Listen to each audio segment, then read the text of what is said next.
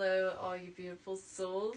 Jules here, and happy Moon Day? No, Tuesday?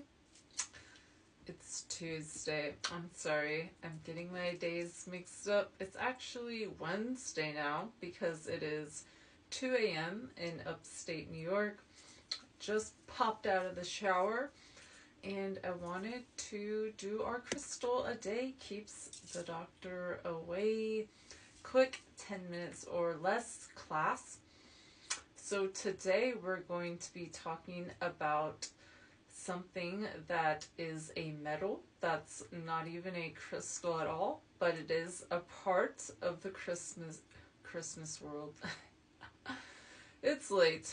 It is a part of the crystal world, and when I first came into the metaphysical crystal buying world, Bismuth really caught my eye, and surprisingly there are sellers who particularly make bismuth because it is a man-made metal, and they will only sell bismuth. They'll make like bismuth skulls, bismuth unicorns, lions, all kinds of stuff, and there's actually a really well-known guy that does bismuth, and I won a lion pendant that was made of bismuth, and I gave it to my mother because she is a Leo, and I thought that was really cool. Now I don't know if she kept it or not, but bismuth is really interesting.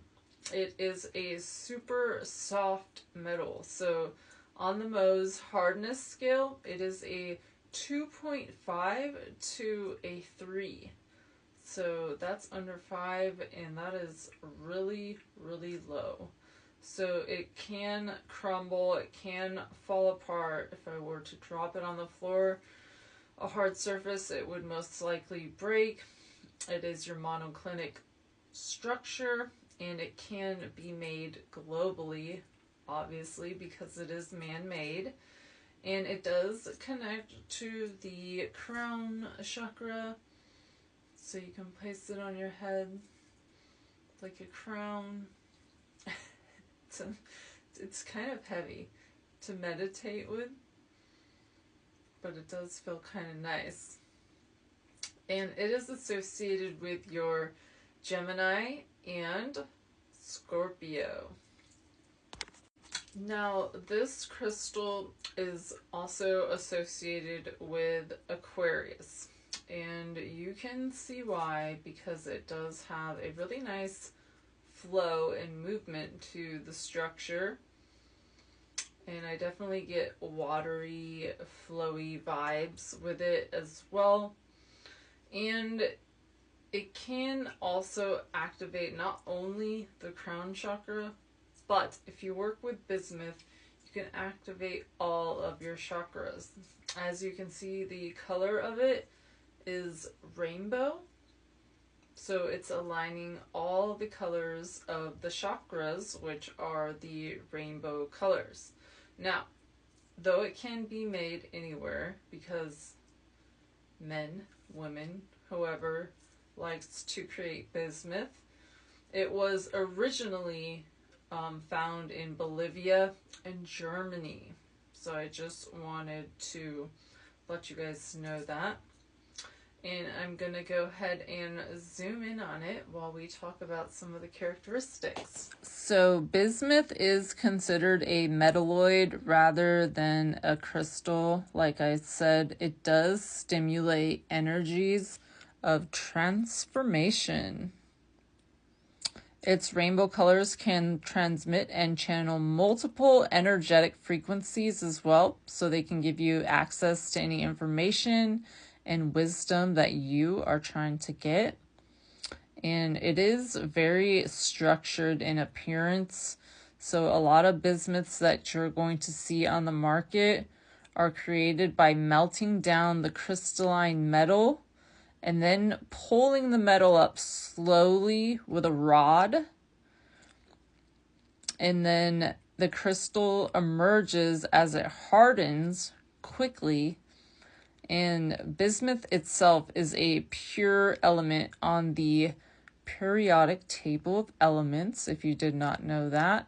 It is one of the first 10 metals to be discovered. So bismuth also does occur naturally, but it's really rare to find it, and perfectly formed at that. So you're going to see most bismuth man-made, and there's quite some beautiful pieces. And then what bismuth can help you to do is it can help you bring organization and direction to your life. It can also help you to create a practical framework for bringing your ideas into reality. And then it also enhances self-reflection because it is very shiny and reflective, but it's also soothing your emotions at the same time, calming your mind down so that logic can take the lead even when you're working with highly esoteric concepts. So, while most gemstones and sacred materials like metalloids raise energy through the root chakra to bring vitality and grounding to the whole body, bismuth works in the opposite direction. So it's going to draw energy through the crown down to the central energy meridian to the root. And this encourages the practical application of divine wisdom.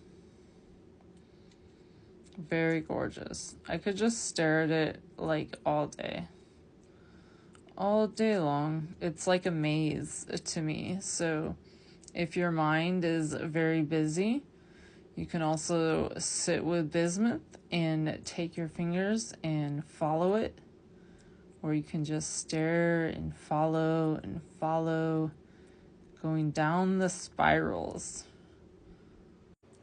So to work with bismuth, like I said, you can place it either at the crown or at the root or earth star chakra, which is 12 inches below your root.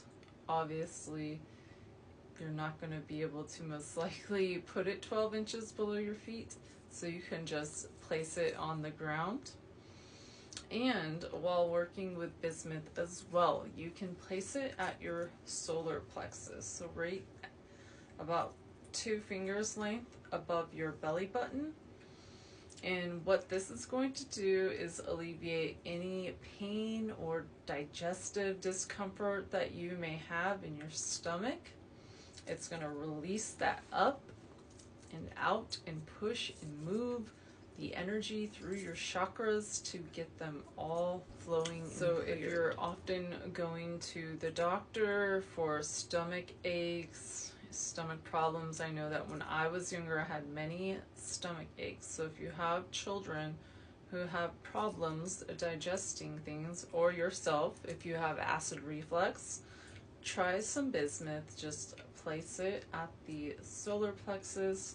If you have a child, you can even place it right next to them on their nightstand, possibly after they've had a bottle or they've eaten their food and you know that it might not settle so well. So taking some bismuth and working with one of the periodic table of elements is a really fun way to try an alternative healing practice. Now, if you're in the workplace, you can also place this at your desk when you're working. It's going to help brainstorm all kinds of great ideas. And it's also great for communication. So, that is bismuth. Much love and light. And don't forget to check out my Madagascar Phantom Quartz.